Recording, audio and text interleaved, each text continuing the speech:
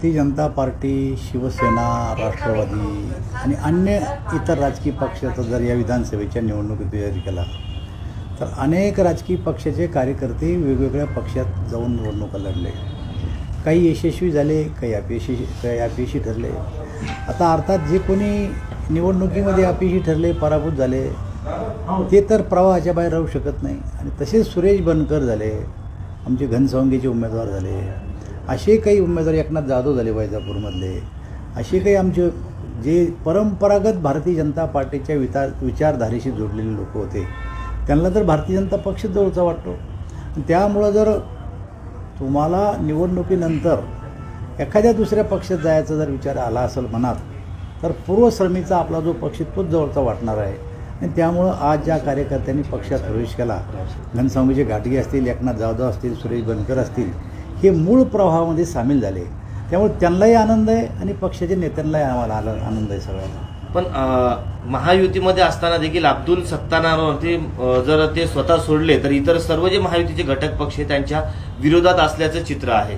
आणि आज देखील त्यांनी प्रवेश केलाय, मात्र प्रवेश करताना देखील ते सांगितले की मी अब्दुल सत्तारांच्या विरोधातच काम करेन. एवढी नाराजी का? प्रश्न अब्दुल सत्ताराच्या विरोधात नाही, व्यक्तीच्या विरोधात कोणीच नसतं.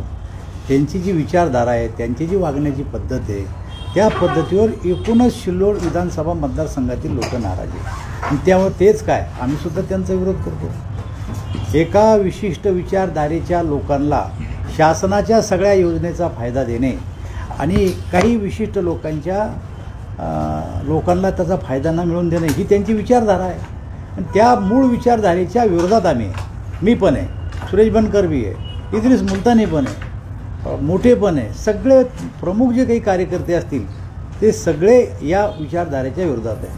आता मला प्रश्न विचारला TV9 वाल्यांना की सिल्लोडची जी काही निवडणूक झाली सुरेश बनकराची, त्या निवडणुकीमध्ये पेट्रोल आणि डिझेल भोकरदनहून भरल्या जात होतं. हो, भरल्या जात होतं, कारण पेट्रोल पंपच भोकरदनला आहे त्यांचा. सिल्लोडला जे काही पेट्रोल पंप आहे ते गोल टोपीवाल्याच गाडीत पेट्रोल टाकलं जातं फक्त. आणि भोकरदनला जे पेट्रोल पंप आहे तो लंब्या टोपीवाल्याच्या गाडीत टाकलं जातं. जे लंब्या टोपीवाले ते भोकरदनला येते, गोल टोपीवाले सिल्लोडला भरते. हा भेदभाव नाही का? आणि त्याच्यामुळं आम्ही त्यांच्या विचारधारेच्या विरोधात आहे. लंबी टोपी आणि गोल टोपी हा काही जातीवाद नाही आहे. नाही, हा त्यांचा जो एका विशिष्ट समुदायाला त्यांचा जो एक झुकता देण्याचा जो आहे स्वभाव, त्यामुळेच त्याचं मध्यपद गेला असं वाटतं. सिल्लोडच्या हर चौकाचं नाव काय पहा ना. सिल्लोडचे जे चौक आहेत ना, सुभाषचंद्र बोसचं नाव, ना महात्मा गांधीचं नाव, ना श्यामाप्रसाद मुखर्जीचं नाव, ना पंडित नेहरूचं नाव. नावाहून तर त्या गावाची रचना कळती ना. मग त्याला म्हणायचं काय, यांची विचारधारा आहे कोणती? खायचं इथलचं, गायचं कोणाचं? तुम्ही म्हटले होते सिल्लोड पाकिस्तान होतं, म्हणलं होतं आणि आजही म्हणतो मी की पाकिस्तान सारखी परिस्थिती म्हणजे महापुरुषाच्या नावाखाली सार्वजनिक जागा बळकावण्याचं प्रकरण सुरू आहे. आता हायकोर्टाने काल स्थगित दिली, महापुरुषाचा पुतळा उभा करून द्याला. सिल्लोडची जिल्हा परिषदेची एवढी मोठी क्रीम जागा 4-5 एकरची महापालिकेत घेतली, काही दिवसांनी शाळा जमीनदोस्त केली. आता शॉपिंग सेंटर बांधतील, विकून टाकतील, पैसे घेतील, तरी सिल्लोडची जनता चूप आहे. त्यामुळेच त्यांचं मंत्रिपद मिळालं नसावं. मंत्रिपद त्याच्यामुळे नाही गेलं, मंत्रिपद त्यांच्या मंत्रिपदाच्या काळामध्ये केलेल्या भानगडीमुळे गेलं. काय काय भानगडीत झालं काही माहिती सांगेल खाजगीत तुम्हाला, मग छापा तुम्ही. काय प्रश्न? बरं, जी शिवसेना आहे शिंदेची, तर ही अमित शहांच्या मालकीचा पक्ष आहे असे तुमचे मित्र संजय राऊत म्हणतात. संजय राऊत आणखीन काय म्हणले तुम्हाला माहिती आहे? शरद पवारवर बी टीका केली त्यांनी परवा की शरद पवारने एकनाथ शिंदेला सन्मान नाही करायला पाहिजे होता. शरद पवार काय त्यांचे खोट्याचे बांधलेत का? हां. आणि कोणताही राजकीय पक्ष जर मित्र पक्ष असेल आणि एखादा निर्णय करायचा असेल तर सामूहिकरित्या बसून एखादा निर्णय जर केला तर काय ते एकमेकाचे बांधलेत का? राजकीय पक्षाने एकत्र बसू नये का? आम्ही एकत्र बसतो, हेच तर संजय राऊताचं दुःख आहे. कारण हे एकत्र बसत नाही, कारण यांच्या कुटुंबाचा पक्ष आहे. आमचं पक्ष म्हणजे परिवार आहे आणि यांचा पक्ष म्हणजे परिवाराचा पक्ष आहे. हा आमच्या दोघातला फरक आहे. दादा, लव जिहाद, कालच लव जिहादच्या विरोधात कायदा करण्याची घोषणा झालेली आहे. पोलीस महासंचालकाच्या अध्यक्षतेखाली विशेष समिती गठीत केली. असं असताना सुद्धा कालच आजचीच घटना आहे की जालन्याचे तुमचे एक नर्स होती, तिची हत्या करण्यात आली एका तरुणाकडून आणि त्याला. ही घटना आजची नाहीये, अशा प्रकारचे प्रकार राज्यामध्ये आणि देशामध्ये वेगवेगळ्या ठिकाणी घडतायत. त्या वातावरणाचा परिणाम म्हणून सरकारला या गोष्टीचा विचार करावा लागतो की जर असे लवजीवाचे प्रकार घडत असतील तर त्याच्यावर कायदा करण्याची आत्ता वेळ आलेली आहे. प्रकरण आजचं नाही आहे आणि मुद्दाम होऊन जाळ्यात फसवणे, आम्ही दाखवणे, वेगवेगळ्या प्रकारानं अशा घटना घडून आणणे आणि नंतर सोडून देणे असे प्रकार या राज्यात आणि या देशात खूप चालू आहे.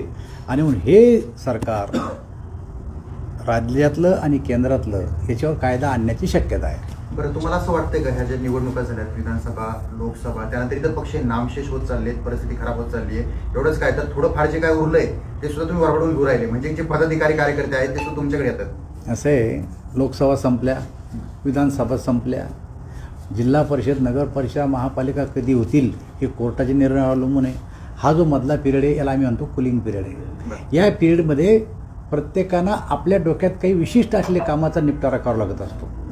भारतीय जनता पार्टीचं संघटन पर्व चालू आहे. या संघटन पर्वामध्ये जे कोणी आमचे जवळचे वाटणारे आहेत किंवा जे आम्हाला सोडून गेले परंतु आत्ता येऊ इच्छितात अशांना आम्ही जवळ करू राहिलो. हे करत असताना बाकीच्या पक्षातले लोक आमच्या देऊ राहिले आणि ते नामशेष होऊ राहिले. कशामुळे नामशेष होऊ राहिले? हे बघा, मूळ विचारापासून जर माणूस दूर आहे.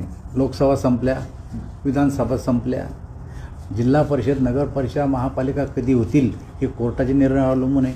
हा जो मधला पिरियड आहे याला आम्ही म्हणतो कुलिंग पिरियड आहे. या पिरियडमध्ये प्रत्येकानं आपल्या डोक्यात काही विशिष्ट असलेल्या कामाचा निपटारा करावा लागत असतो. भारतीय जनता पार्टीचं संघटन पर्व चालू आहे. या संघटन पर्वामध्ये जे कोणी आमचे जवळचे वाटणारे आहेत किंवा जे आम्हाला सोडून गेले परंतु आत्ता येऊ इच्छितात अशांना आम्ही जवळ करू राहिलो. हे करत असताना बाकीच्या पक्षातले लोक आमच्या देऊ राहिले आणि ते नामशेष होऊ राहिले. कशामुळे नामशेष होऊ राहिले? हे बघा, मूळ विचारापासून जर माणूस दूर जात असेल तर मतदाराला तो माणूस कधीच पसंत पडत नाही. शिवसेनेला शिव्या घालण्यात शरद पवारचा जमाना गेला. शरद पवारला शिव्या घालण्यात उद्धव ठाकरे सेनेचा जमाना गेला आणि एकमेकाला शिव्या घालले यांनी गावागावात. त्याच्यामुळे भांडणं लागले आणि हे वरच्यावर जरी एकत्र येत असेल तर मतदारांनी तो विचार केला की यांना आता भुईसपाट केल्याशी जमत नाही आणि आज संख्या 50च्या आत ही सगळ्यांची म्हणून. त्यामुळं हे आमच्या दृष्टीनं संपलेलेच आहे आणि मुंबई महापालिकेची निवडणूक होऊ द्या, भारतीय जनता पक्ष ती निवडणूक जिंकणारे. त्या टायमाला उद्धव सेनेमध्ये दोघं बापलेकच राहणार आहे.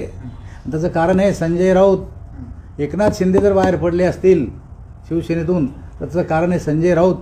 शरद पवार साहेबाला जर बाहेर काढायची कोशिश चालली असेल त्याचं कारण आहे संजय राऊत. भास्कर जाधव म्हणत असेल मला मोकळेपणानं काम करता येत नाही त्याचं कारण आहे संजय राऊत. संजय राऊत पक्ष पुढेला जबाबदार आहे. बरं, आगामी निवडणुकांमध्ये तुम्ही स्वबळावर लढतायत अशी शक्यता जी हाती वर्तवली जाते, चाचपणी देखील करताय. भविष्यात काय चित्र असेल, नेमकं आज काय चालू आहे? हे निर्णय झाला नाही. बरं, पक्ष संघटनेतले आम्ही जे कोणी कोर ग्रुपची मंडळी आहे ती आम्ही एकत्र बसू आणि या विषयावर चर्चा करू आणि मग निर्णय जाहीर करू.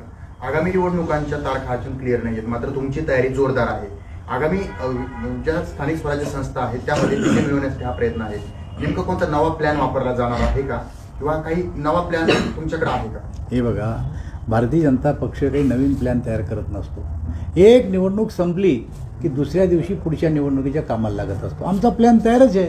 आम्ही काही नवीन पक्ष आहे काय आता काल परवा निघलो? हा काल परवा निघलेला पक्ष आहे का?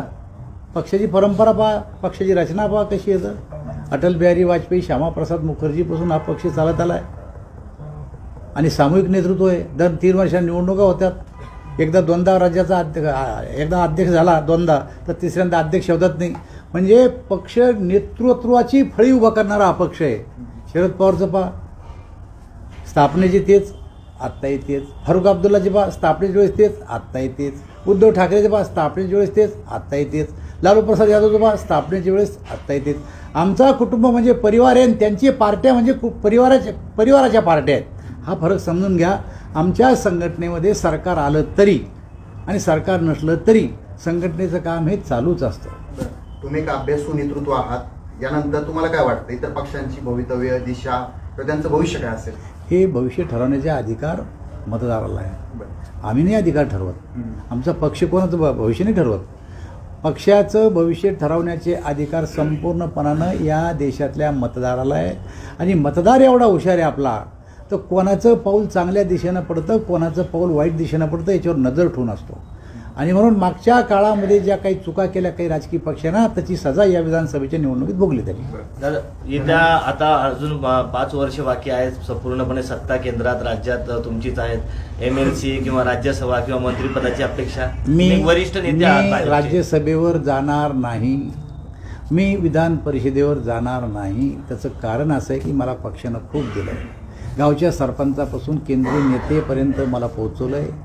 मी राज्याचा अध्यक्ष झालो, मी माझ्या गावचा शाखेचा अध्यक्ष होतो, तालुक्याचा अध्यक्ष झालो, जिल्ह्याचा अध्यक्ष झालो, राज्याचा अध्यक्ष झालो, गावचा सरपंच झालो, पंचायत समितीचा सभापती झालो, आमदार झालो, खासदार झालो, केंद्रात मंत्री झालो.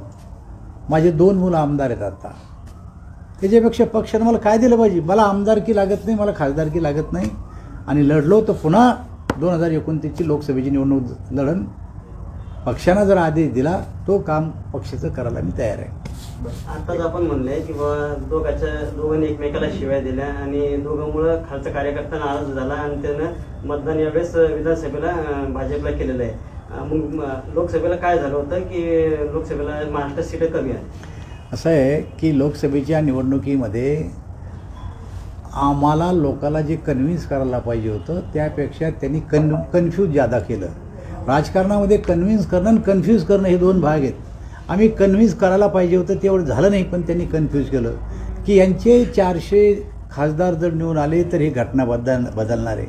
अरे 72 वेळेस काँग्रेसने या देशाची घटना बदलली. आणि तुम्हाला सांगतो हे संविधानाबद्दल बोलतात. या देशाच्या पंतप्रधानपदी पंडित नेहरू, इंदिरा गांधी आणि राजीव गांधी राहिले, पण या संपूर्ण देशाला ते घटना लागू करू शकले नाही. एक प्रधान, एक निशान, एक संविधान ही आमच्या पक्षाची घोषणा होती. पण जम्मू काश्मीरमध्ये 2 झेंडे होते, एक काश्मीरचा आणि भारताचा. तिथल्या मुख्यमंत्र्याला प्रधानमंत्र्याचा दर्जा, प्रधानमंत्री मुख्यमंत्री म्हणत नव्हते. आपले कायदे त्यांना सगळे लागू नव्हते. 370, 35 एक जो कलम होतं त्या कलमानुसार त्यांना एक विशेष प्रकारचा अधिकार होता. जर एक संघ देश आहे तर या एक संघ देशामध्ये सगळ्या माणसाला सारखे कायदे लागू असले पाहिजे होते, पण त्या ठिकाणी कायदे लागू नव्हते. दलिताला आरक्षण नव्हतं त्या ठिकाणी. ग्रामपंचायतच्या निवडणुका होत नव्हत्या, पंचायत समितीच्या निवडणुका होत नव्हत्या, नगरपालिकेच्या निवडणुका होत नव्हत्या. फक्त राज्य सरकार आणि केंद्र सरकार. मग जर संविधान लागू करायचं साऱ्या देशाला लागू व्हायला पाहिजे होतं ना. पण एक देश यांनी कधीच लोकांच्या पुढे ठेवला नाही. आणि ज्या टायमाला देशाचे प्रधानमंत्री नरेंद्रभाई मोदी झाले आणि गृहमंत्री अमितभाई झाले, त्यांनी 2022ला 370, 35 हे काढलं आणि आता खऱ्या अर्थानं संविधान साऱ्या देशाला लागू झालं. त्यांनी त्यावेळेस सांगितलं की हे संविधान बदलणार आहे. अरे आम्ही तर संविधानाची पूजा करतो, संविधान आमच्यासाठी ग्रंथ आहे. आणि त्यामुळं ते कन्फ्यूज केलं लोकांना. त्यांनी लोकांच्या लक्षात आलं की अरे यांनी लोकसभेला खोटं बोलले, म्हणून विधानसभेला लोक त्यांच्या खिलाफ गेले आणि मतदान आम्हाला केलं. आपण महात्मा गांधीजींना एक सन्मान देता, देश सन्मान देतो, चलनावर सुद्धा त्यांचे फोटो आहेत. मात्र रशियासारख्या देशामध्ये बिअरच्या बॉटलवर बापूजींचे फोटो आहेत. हे कुठेतरी त्याचा आम्ही निषेध करतो. मग काय कारवाई करणार? कारण इतर रशियावर कार्य करण्याचा आम्हाला अधिकार आहे का? आम्ही निषेध करतो. ओके.